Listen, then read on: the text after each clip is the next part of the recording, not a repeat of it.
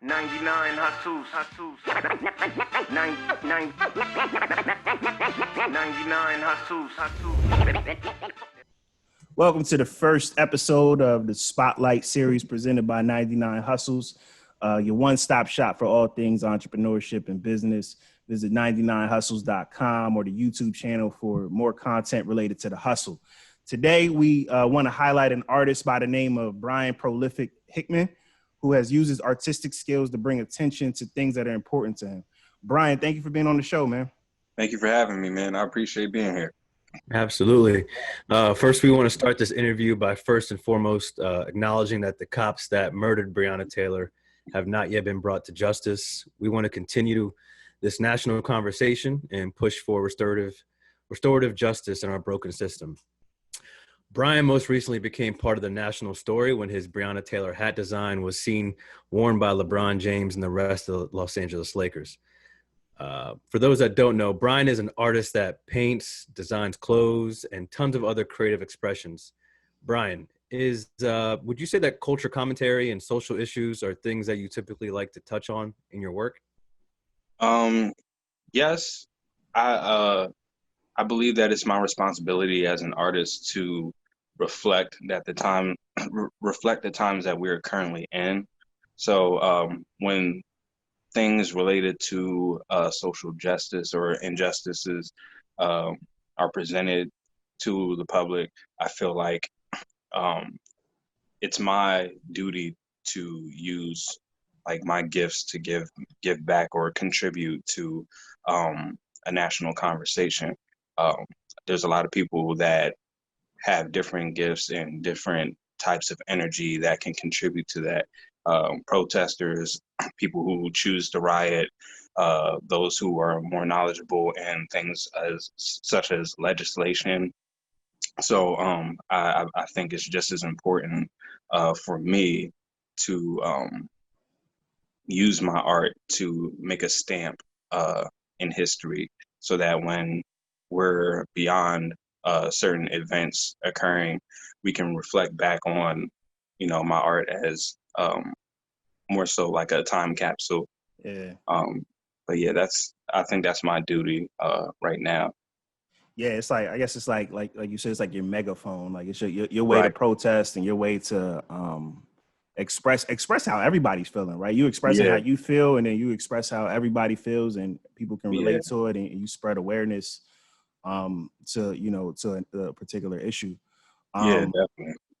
So your most recent design, which were the Breonna Taylor hats that became pretty popular. Can you walk us through like the creative process of that, and like how long ago did you make the hat? What all went into the hat? Like when did you get the spark of inspiration and everything for the hat? I think the hat was made around June, a couple months ago. So that wasn't my first time actually making art that incorporated the MAGA hat. The first MAGA hat that I had remixed was around the time that Childish Gambino came out with the "This Is America" song. Mm-hmm. And there was a scene in the video where he had posed while aiming a gun. So I took that pose, I took him and put him on the MAGA hat, and basically turned the message "Make America Great Again" by crossing off "Make America" and "Make" and "Great Again," and the message read out "This is America." So that was the first time I did that, and it actually did get a lot of attention.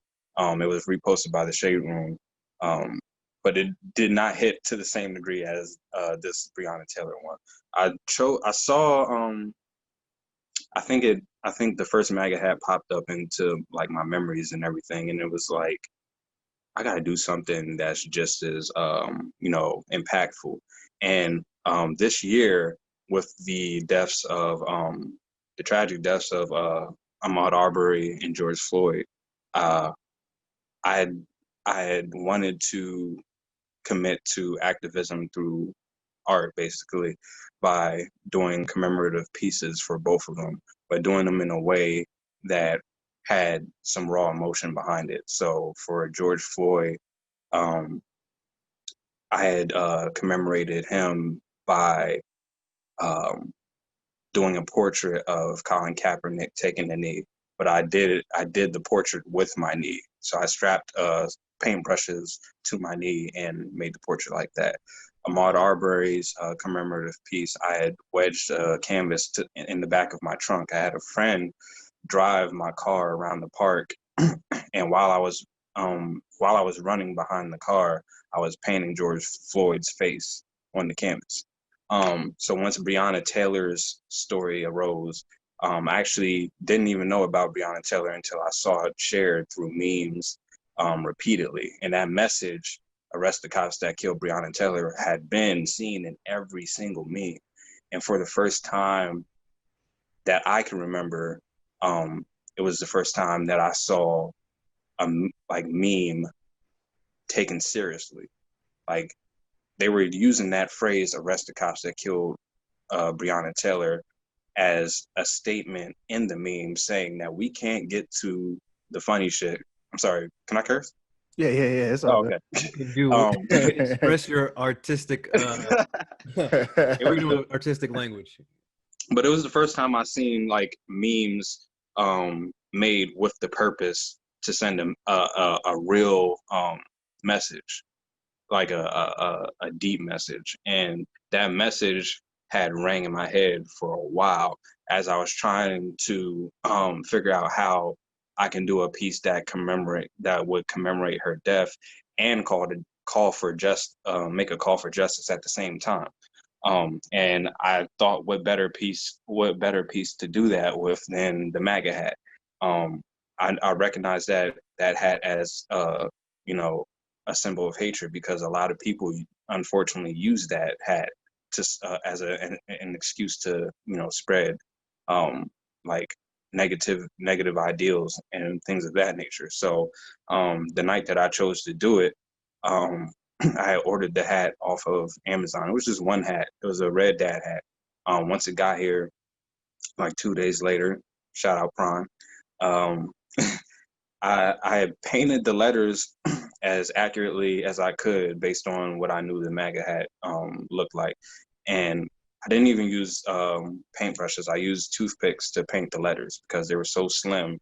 And a lot of times when I paint dad hats, if there's a section on the hat that requires a lot of detailing, I'll use toothpicks. So I did that that morning, the morning that I got the hat. And when I took a picture of the hat laying on a park bench near my apartment, and the paint was still drying when I took the picture. I put it out, and it just started like getting shared and just blowing up, like to the point like it's almost, I think even now it's almost at 8,000 likes on Instagram. Wow. Yeah, that was just how the thought process that went behind it. It was just like I knew that I wanted to do something commemorative of her, but I couldn't really put my thumb on it because like the two pieces before her had been done in a way to commemorate how they died. Like George Floyd, the painting was with my knee, and the cop's knee was on George Floyd's neck when he died. Ahmaud Arbery was taking a jog in the park. I took a jog while painting that. Breonna Taylor was killing her sleep, so it was just like, damn, I don't really want to do anything commemorative of that without like, wow, with like, running the risk of being disrespectful or seeing Right. having my message misconstrued. No, absolutely. And to piggyback off that in terms of trying to keep this respectful, these are all like 101 pieces, correct? Like you weren't mass producing any of these items for sale or anything like that. No, the George Floyd and Ahmaud Arbery canvases that I did were specifically for commemorative purposes only. Now with the MAGA hat that I did, I understood that the piece itself was done on something that was wearable. So as a business mind as well as an artist, I knew that there would probably be some type of demand for the hat, but I didn't know it would be to the degree that had been requested of me. So at that point, I had only committed to doing a one-of-one. I've mass produced hats before, especially the first MAGA hat that I did with Childish Gambino. I mass produced that. But this one, I had sold the one-of-one, but as a testament to my own character, like I had donated the money that I got from the first one that I did to the GoFundMe that was set up in Breonna Taylor's name, and it was ran by her sister, Bianca Austin. Right. Which we are, as Nick mentioned earlier, we are linking that to this episode as well as the blog post on 99hustles.com. So this started off with you doing a one-on-one piece, selling that, and then donating all those proceeds to the GoFundMe. Now, just from my own understanding of it, you received some sort of like backlash initially from this? Yes, definitely. So can you walk us through that? Like, what was that experience like, and what did you decide to ultimately do once you kind of got a chance to assess everything?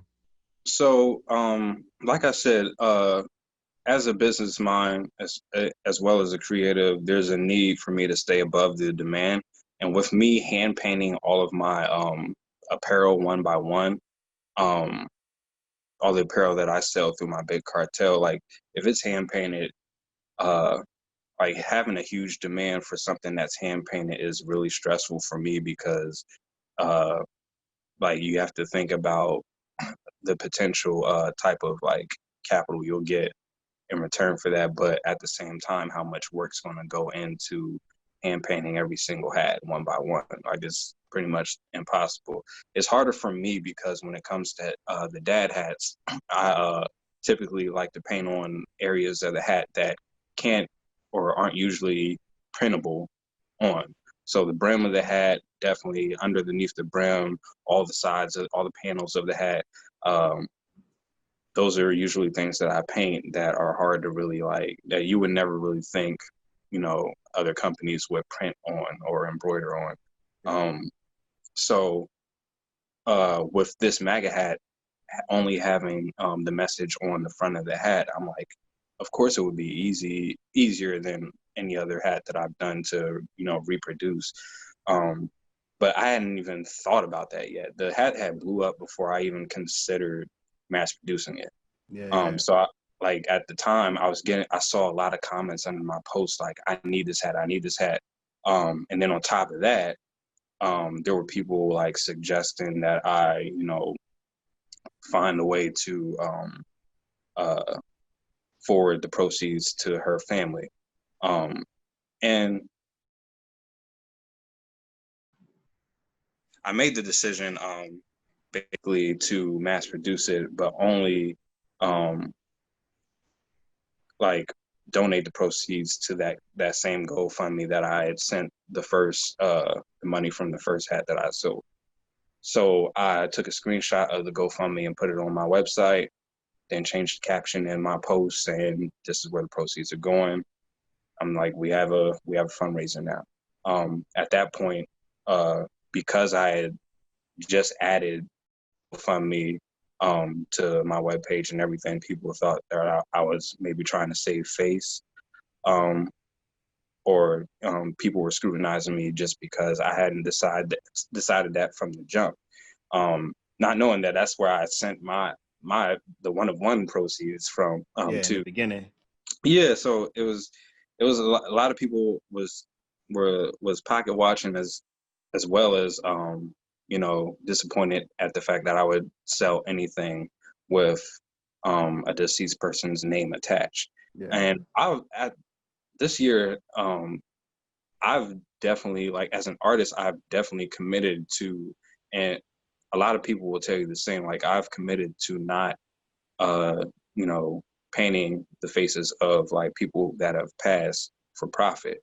It started back when we were losing like a whole bunch of musicians like XXX Tentacion. I got so many requests to paint him. I did not. Mac Miller did not. Nipsey Hussle, I painted him on the mask, but I did not sell that. peace at all. So I've already operated by that moral code. I didn't consider that, maybe having a name would have the same type of effect on people as far as like, commemorative purposes versus capital purposes. Yeah. So it hit me. Some of the comments were really hit me, and it was weighing heavy on me at the time. But at the same time, like You knew the the whole, truth. yeah, the Yeah. whole intent behind the hat in general was to contribute to a message that was already growing. And not even with that, people were disappointed because they felt that with Breonna Taylor's name being attached to a meme, it was giving the opposition more of an excuse to not take us seriously, especially during an era where Black women don't feel protected as a whole already. So this was all weighing so heavy on me, and I felt like, despite my original intent behind the hat, me selling it was only distorting the message that I was trying to send. I had even reached out to Bianca Austin, Breonna Taylor's sister, just for clarity. The message that I sent her was through Facebook, and by then the hat had gone so viral that different types of narratives were being painted around its original intent and purpose of creation. So I reached out to her just for clarity, not for permission to sell it or anything like that. I still have the message. I sent it to her. I told her, this is the energy that I had going through my head as I was creating this hat. When I decided to create the hat, I did commit to selling the hat, but I had every intent to forward all the proceeds to the GoFundMe. But since different narratives are being created around the hat, and there was such a problem with people with me selling the hat, I decided not to sell the hat anymore. But I just wanted you to know the intent that went behind it. So she reached back. Her message was short and brief, and she just said, I appreciate this. I love this energy and your willingness to support. And she basically explained that she couldn't legally give me approval or permission to sell the hat, but she also gave me her family's attorney information, so that if I did want to pursue selling the hat, I would have to reach through their attorney in order to do so. But I didn't want to do that just because, they hired their attorney for a specific purpose. And I felt like it would have been selfish for me to, come out of the woodworks with this Yeah. type of fee. And, it would only take away from the original The purpose important that, message. Yeah. yeah, exactly. So that was that. And I left the original post up, just because I felt it was more important for me to stand behind my art in the midst of all this scrutiny that I was getting. It was hard. Like it was really like I cut my phone off for a good 48 hours just because I had never seen that type of energy. Like, as an artist, I've been coached and like schooled on like, trying to like receiving all types of opinions on your art and everything like that. Mm. It's just, you really can't brace yourself for that type of impact, especially when you view yourself based on your current following. Like, I only had like 9,000 or around that at the time, but I was getting the same amount of like notifications as maybe like a celebrity would, Yeah. but Yeah. a lot of those were negative, and it definitely hurt, and it made me like, it was even harder to see all the positive like comments too. Like, I knew a lot of people were writing for me around that time, so it was just like, I'm trying to acknowledge all the positive, but like the negative is just like so loud. Like, it It's was definitely, difficult, especially when you're coming from such a pure place and all your intentions were good. And it's like yeah, how easily people can manipulate what you are doing. People that mm, have no idea who you are, what you're doing, they just want to go with the narrative that they created for their own selfish reasons. yeah, That's got to be tough. yeah. It was definitely hard, and it definitely made me understand that, like, yeah, I really have to stand firm on everything I create. And then on top of that, uh, like like I said, a lot of the comments did resonate with me because some of them did make sense, and I think those were the most hurtful ones because it caused me to look inward a little bit Mm, more as towards myself as an artist. And I've always been one to like hold myself accountable when it came to the responsibility that comes with creating things. I would definitely, I still want to create loud messages just as loud as that. Um, but I think the one thing that I took away from it was just trying to be smarter when it comes to what I decide to monetize as far as my art goes. Like some things are just you know meant for meant to cause a statement, and that's it. Like so I would never be that money hungry to like do that. yeah, for sure. Yeah. So all right, so in the timeline, this you first created this in early June, you said, right? Yeah, I think So the post says June 13th when I posted it. okay, so like mid June, and Hmm. then so you were getting these messages. The hat went viral, all the way up to just like what was like a 1 week or 2 weeks ago to when you saw to where LeBron James and the Lakers had it on at the Hmm. during their game. Um, so I mean, you were already going through like a lot of like emotional stress and comments initially. So like, can you walk us like how was that like when you were watching the game and you saw that they were you like proud and happy Yeah, or it was a lot of mixed emotions. I felt like um I mean, around that time when the game happened, like at that period in my life, the hype had just died down from the hat. Like people were forgetting it and everything, like whatever. Um, so I was getting back to like my creative flow, because that impact of the scrutiny that I got, it affected like me creatively a lot too, because I was like almost in a spot where I was just afraid to paint anything or post anything. But I really coached myself back into like, standing firm on my art and everything. And I was back at it. So um when I saw the hat again, it was really like haunting kind of because it brought back that anxiety that I had when I was getting all that scrutiny. Um but a lot of different emotions were running through my head. I felt liberated at that point because it was just like um, it made my reason for creating the hat all worthwhile in that moment. I wasn't even worried about the credibility at that point. The first initial feeling was like, dang, like it was really worth it.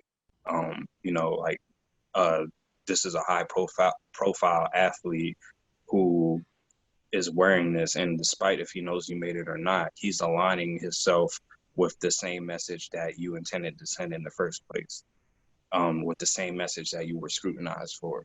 So I really felt like it was a good assist on his half, like towards me. Yeah. And then like other emotions that I was feeling after that was just like hype, like confused definitely because I don't know LeBron's address, so I wouldn't have been able to send it to him anyway. Um, but like more of my followers or even my close friends were sending me screenshots and everything. They're like, "Yo, isn't this your hat?" And around that time, I wasn't even offended as far as like the possibility of somebody else like doing that hat. Um, because around the time I was getting scrutiny, there was pages out there putting out that same message, to make America great again, with the great again slashed out. Revolt TV, their Instagram page had put it out around that same time, like after I posted the hat.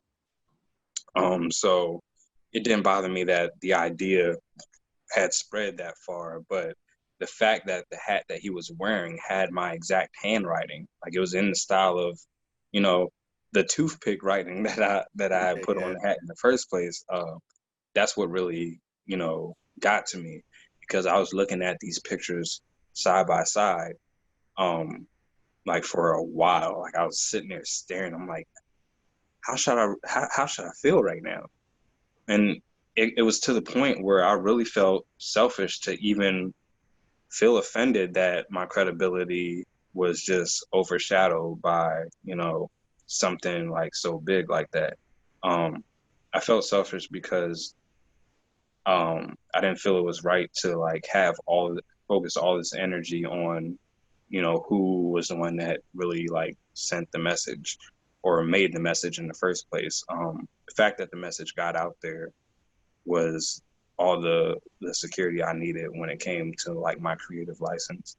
But it was just like everybody that supported me was so heavy on the credibility part that they just really went like it was like having my own like beehive. Like it was, when I tell you it was really like that. Like I was getting tagged in 1,000 different pages that were sharing this. Like everybody just put out this whole post like, if wherever you see this hat on the internet, make sure you tag Prolifik. Make sure you do that. So every time I looked at my phone, I'm thinking it's a notification. Like I said, like that anxiety came back. It was like really like traumatic for me. So like when I got all these notifications about the hat, I'm automatically assuming that it's something negative or it's something like tied to like the backlash that I got in the first place. But it was the exact opposite. It was Isn't that amazing? Right? love, How like you're first, you do something pure and you do something, at for the right reasons, and other people made you feel wrong for doing it, and then there was a little bit of like a grace period where you were able to kind of like assess things, and then you decided like, I'm never gonna let other people decide like, what my intentions are. You know what I mean? Like, and I even understand the idea of you necessarily not being upset at first, because you're like, I made this art because I want the art to stand out. It's not for the artist. Like, you know what I mean? Yeah, But exactly. the fact that your own beehive, your prolific hive was like, no, we're not going to let you just not get Right. credit. Like, you did this. So like, I think it's just a beautiful thing to highlight, is it's like when you do things for the right reasons, it balances out. it's always going to balance out. Yeah.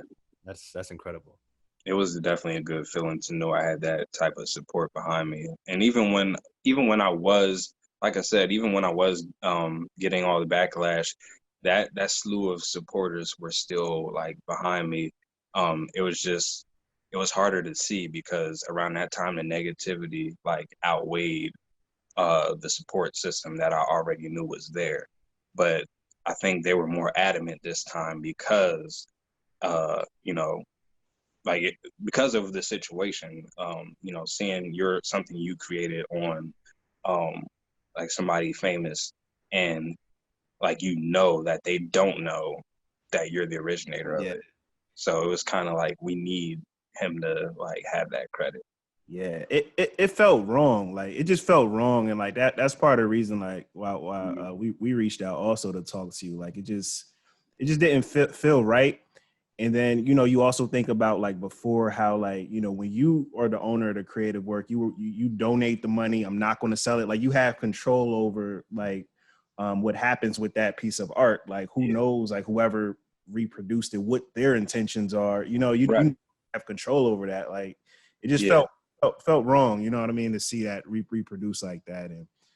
And like Fee said, like in that grace period where I was trying to like get back to a norm like mentally and creatively, there was just I kept thinking about the hat, as the attention was dying down for it. But like there were still people requesting that it be made, and they wanted to buy it from me around that time too.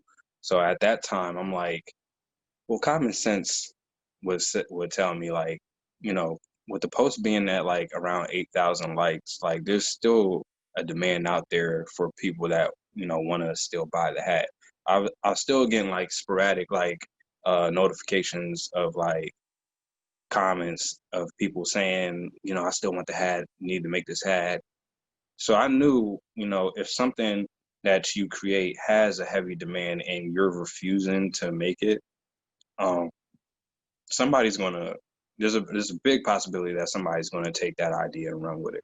So I knew there was a possibility of the idea getting like taken um, and recreated.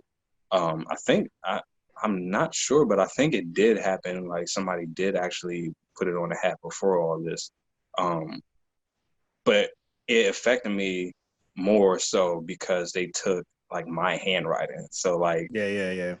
it was just my signature. It was in the An style of artist knows his art, right? A Yeah. yeah, musician knows yeah. their music, You right? know It's your like, handwriting. There Yeah. was no yeah, denying. There was there's no no denying denying. it. Yeah. There's no Like denying. they digitized like my handwriting and stitched it on the hats. Yeah. I think the dope thing too is like in the midst of all this is like you Mhm. put out a statement to remind everyone is like, Yeah, even like people who are supporting you, like I get it, everybody wants to like, lobby for me and give me credit, but let's just remember, I'm not the, there's one real victim that all of this is about. So like, let's keep Breonna Taylor. supporting it and pushing forward for the fight to arrest the cops that killed Breonna Taylor. And so Yes, that post that you put up definitely was super dope. Wanted to definitely give you props on that also, just to keep appreciate everybody that. focused. Um, yeah, man, it's a really interesting story. You're a dope artist. Um, And to kind of go, you kind of touched on it a little bit, Bryan, about why you do the things you do, but just to kind of give you a chance to kind of put things in maybe in your own words again is, but like what do you ultimately hope that the audience gains from your work in these one-on-one pieces? Um, Me as an artist, it's been an evolutionary period. So when I started out, I started painting on dad hats around like 2015, I believe.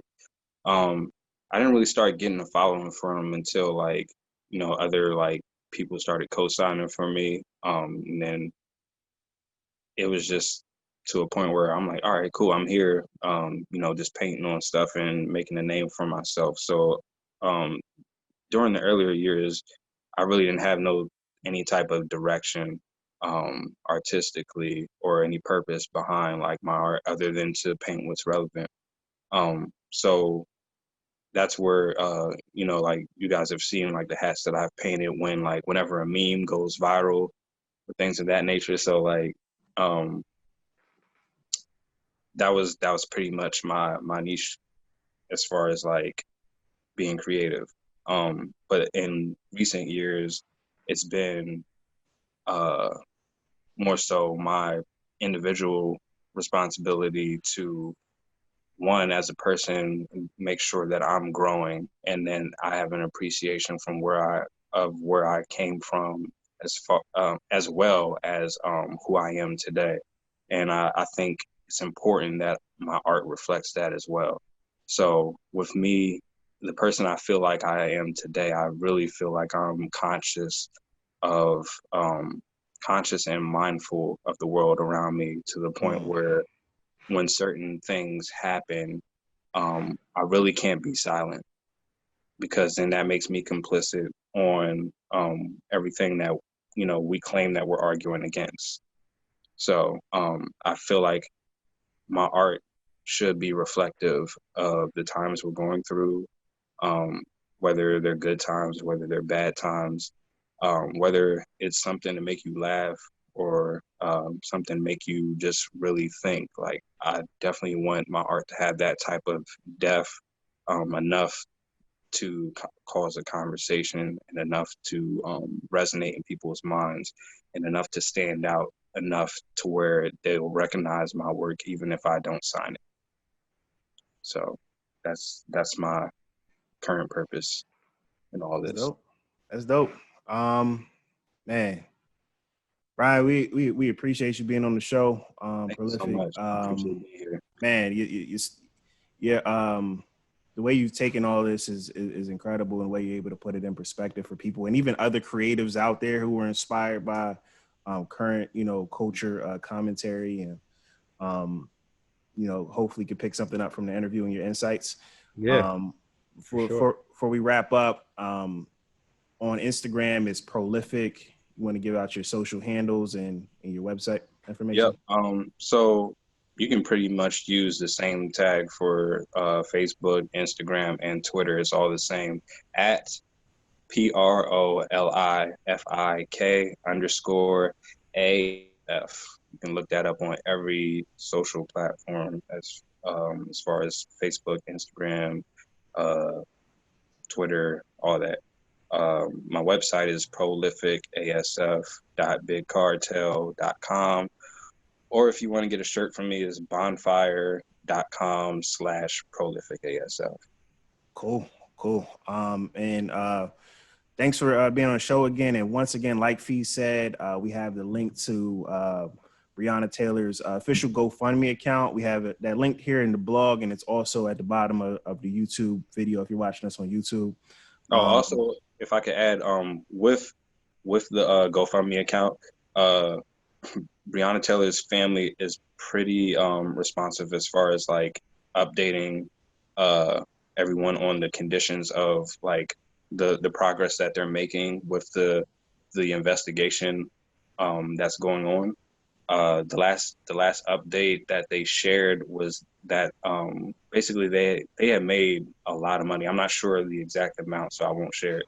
But with the money that they're receiving and still receiving, they're putting it towards things like prison reform, building more things for their community that they live in, as far as things that'll benefit the youth in the future, and just equipping their community with as much resources as they need for the advancement of our people. So yeah, definitely feel free to give as much as you can. You'll get a receipt in your email from them thanking you personally. So, and it's ran by Bianca Austin. So she's also on Facebook, and I don't know her Instagram handle, but she's definitely on Facebook if you look her up, Bianca Austin. Cool. Word, man. Appreciate it, man. Yeah, thank you guys. Thank you. No, absolutely, again, man. Bryan, like Nick said, we appreciate you being on the show and telling this story. And more than anything, just showing that, you can be an entrepreneur, you can be an artist, and still have morals, still have a code, still feel like you have a responsibility. Nick and I, we talk a lot about on the podcast about entrepreneurship and just freeing yourself, having financial freedom. But along with that comes, with great power comes great responsibility.